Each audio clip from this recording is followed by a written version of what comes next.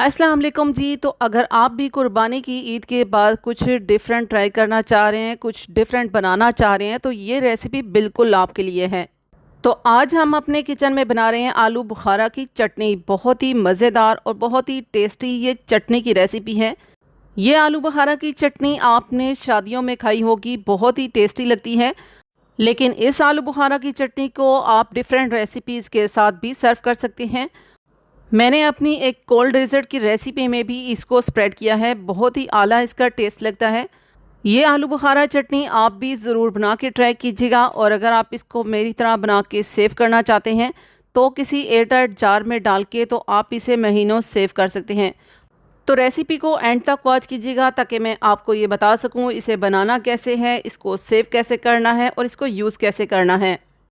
तो सबसे पहले मैं आपको ये अज्जा बता दूं कि ये मैं क्या क्या चीज़ें इसमें डाल रही हूँ। आलू बुखारा मैंने साफ़ सुथरा और अच्छा वाला आलू बुखारा लिया है। तो आलू बुखारा मैंने लिया है तकरीबन 500 ग्राम, और इसी के साथ ही थोड़ी सी मैं इसमें खुबानी भी ऐड कर रही हूँ। ये टोटली ऑप्शनल है। 8 से 10 दाने ये सूखी हुई खुबानी है, इसको भी मैं ऐड कर रही हूँ। मेरे पास थी तो ऐड कर रही हूँ, वरना आप इसको स्किप कर सकते हैं।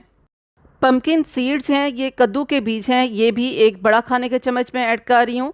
और इसी के साथ ही ये मेरे पास चार मार्क्स हैं, चार मार्क्स भी एक बड़ा खाने के चम्मच ऐड कर रही हूँ।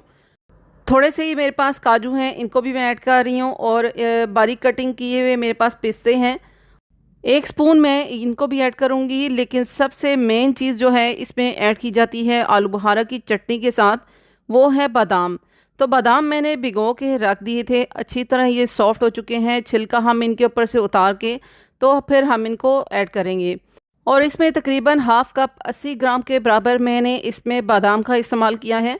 और इसी के साथ मैं आपको बता रही हूँ चीनी। तो चीनी मैं तकरीबन इसमें 700 ग्राम में इसमें चीनी ऐड कर रही हूँ। चीनी का इस्तेमाल मैं थोड़ा कम ही कर रही हूँ। मैं आलू बुखारा की चटनी में 700 ग्राम चीनी यूज़ कर रही हूँ। मैं इसमें चीनी का कम इस्तेमाल कर रही हूँ। लेकिन हाफ़ के जी अगर आलू बुखारा है तो इसमें 1 किलो चीनी का इस्तेमाल किया जाता है। अगर आप ज़्यादा मीठा खाना पसंद करते हैं तो आप इसमें चीनी ज़्यादा भी ऐड कर सकते हैं। तो यहाँ पे एक खुले बर्तन में मैं कढ़ाई में ले रही हूँ पानी, और ये 3 कप पानी है। 1 लीटर से कम मैंने पानी का इस्तेमाल किया है। और पानी थोड़ा सा गर्म हो जाए तो हम इसमें चीनी को ऐड करेंगे। तो चीनी को हम इस टाइम पे ऐड कर रहे हैं क्योंकि जब आलू बुखारा नरम हो जाता है हम उसमें चीनी को ऐड करते हैं तो चीनी भी अपना पानी छोड़ती है, जिससे आलू बुखारे टूटने लग जाते हैं।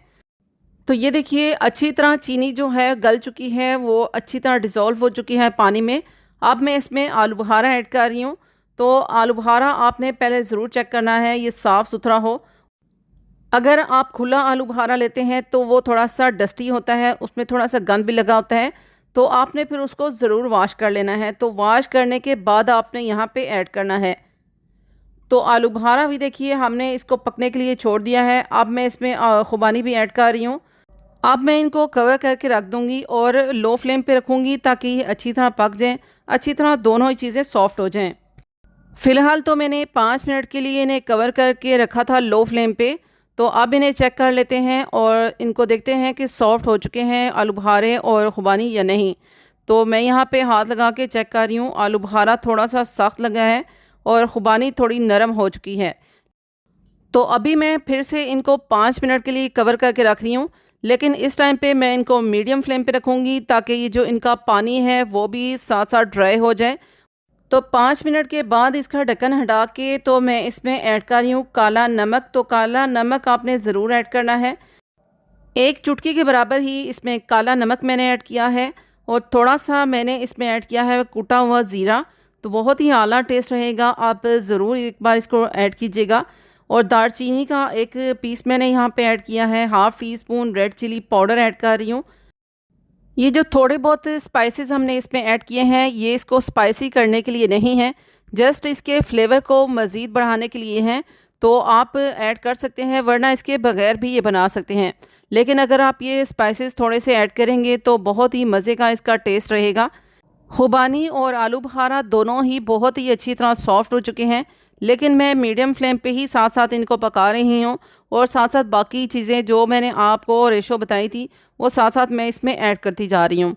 तो ये चीज़ें जो हम इसमें ऐड कर रहे हैं इनको बहुत ही ज़्यादा गलाना नहीं है, चटनी के साथ हमने थोड़ा सा इनको पकाना है ताकि ये इसके साथ थोड़ी सी सॉफ्ट हो जाएं ये तमाम ही नट्स वगैरह, लेकिन हमने इनको बहुत ही ज़्यादा गलाना नहीं है, थोड़ा सा इनका क्रंच बाकी रहना चाहिए। तो यहाँ पे मैंने आपको पिस्ते दिखाए हैं जो कि लास्ट में मैं इस पर गार्निश करूँगी, तो वो मैंने थोड़े से निकाल लिए हैं। बाकी तमाम जो नट्स और ड्राई फ्रूट्स हैं वो मैंने इसमें डाल दिए हैं। तो अब आप देख सकते हैं कि बहुत ही प्यारा सा इसका कलर आ चुका है। आप इसका यही नेचुरल कलर रख सकते हैं, इसी के साथ ही इसको सर्व कर सकते हैं।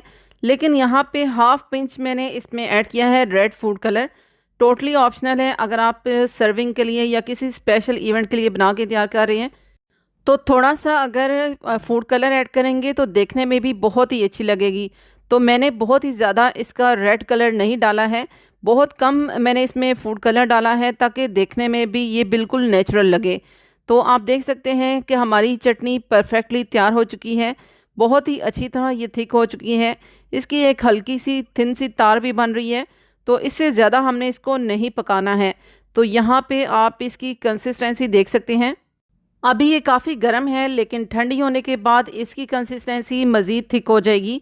तो आप देख सकते हैं कि हर चीज़ अच्छी तरह इसमें घुल मिल गई है, बहुत ही अच्छी तरह ये चटनी हमारी बन के तैयार हो चुकी है। तो मैं यहाँ पे क्लोजली भी आपको चेक करवा रही हूँ, देखिए कितनी अच्छी इसकी थिक सी कंसिस्टेंसी हो चुकी है। लेकिन इसकी कंसिस्टेंसी अगर आप थोड़ी थिन रखना चाहते हैं तो आप इसको थिन भी रख सकते हैं। जब आपको लगे कि आपने इसको इससे ज़्यादा पकाना नहीं है, इतना ही इसका शीरा होना चाहिए थिक, तो आप इसको फ्लेम को ऑफ करके इसे ठंडा करके फिर आप इसको सेव कर सकते हैं। लेकिन मैंने ज़रा ये इसकी कंसिस्टेंसी थिक रखी है, मैंने इसको इतना ही थिक रखा है जिसमें तमाम ये चीज़ें अच्छी तरह मिक्स हो जाएं और अच्छी तरह डिप हो जाएं, बस इससे ज़्यादा मैंने इसको थिन नहीं रखा। तो ये ठंडा होने के बाद मैं आपको दिखा रही हूँ, देखिए ठंडा होने के बाद ये कितनी अच्छी तरह ये मज़ीद थिक हो चुकी हैं। और इसी के साथ ही मैं आपको ये बताती चलूँ कि जो तमाम हमने इसमें नट्स ऐड किए हैं उसमें सिर्फ़ और सिर्फ चारे मगज़ और बादाम जो होते हैं वो ज़रूरी हैं। बाकी तमाम नट्स अगर आपके पास अवेलेबल नहीं हैं तो आप उनको स्किप कर सकते हैं। ये सारी ही टिप्स फॉलो करते हुए आप भी ये मज़ेदार सी शादियों वाली आलू बुखारा की चटनी घर पे ही बना के तैयार कर सकते हैं और इतने ही मज़ेदार तरीके से बना सकते हैं। देखिए इसको बनाना कितना ज़्यादा आसान है और खाने में तो ये इतनी मज़ेदार लगती है कि आप इसको एक बार नहीं बल्कि बार बार इसको बनाना पसंद करेंगे। अगर आप इसको किसी दावत स्पेशल में भी सर्व करते हैं तो कोई भी यकीन नहीं कर पाएगा कि ये मज़ेदार सी चटनी आपने ख़ुद और घर पे ही बना के तैयार की है। और इसको सेव करने के लिए मैंने शीशे का जार लिया है, उसे अच्छी तरह वॉश करके तो ड्राई करके उसमें मैं चटनी डाल के सेव कर रही हूँ। और जब भी मैं उसको इस्तेमाल करूँगी तो इस्तेमाल करने के बाद मैं दोबारा से उसे ढक्कन को टाइट करके तो फिर मैं बंद करके इसे फ्रिज में रखूँगी। फ्रिज में रखने के बाद ये थोड़ी सी मज़ीद थिक हो जाएगी, लेकिन आपने उसे बाउल में डाल के तो अगर थिक ही यूज़ करनी है तो आप कर सकते हैं, वरना आप कुछ सेकंड के लिए ओवन में गर्म करके इस चटनी को खा सकते हैं। तो आप देख सकते हैं कि सारी ही चटनी मैं इस एयरटाइट जार में डाल रही हूँ और मैं इसे अच्छी तरह टाइट करके तो मैं इसे फ्रिज में रख दूँगी। आजकल गर्मी का मौसम है तो आप इसे फ्रिज में रखेंगे तो काफ़ी लंबे टाइम तक ये आप इसको सेव कर सकेंगे। होपफुली आपको ये मज़ेदार सी चटनी की रेसिपी अच्छी लगी होगी। अगर आपको रेसिपी अच्छी लगी हो तो मेरे चैनल का ज़रूर विज़िट कीजिएगा। इंशाल्लाह आपको मिलेंगी बहुत ही इजी, टेस्टी और डिफरेंट सी रेसिपीज़। अगर आपको रेसिपी अच्छी लगी हो तो इसे अपनी फैमिली और फ्रेंड्स में ज़रूर शेयर कीजिएगा। अपना बहुत सारा ख्याल रखिएगा, मुझे भी अपनी दुआओं में ज़रूर याद रखिएगा। Thanks for watching. अल्लाह हाफिज़।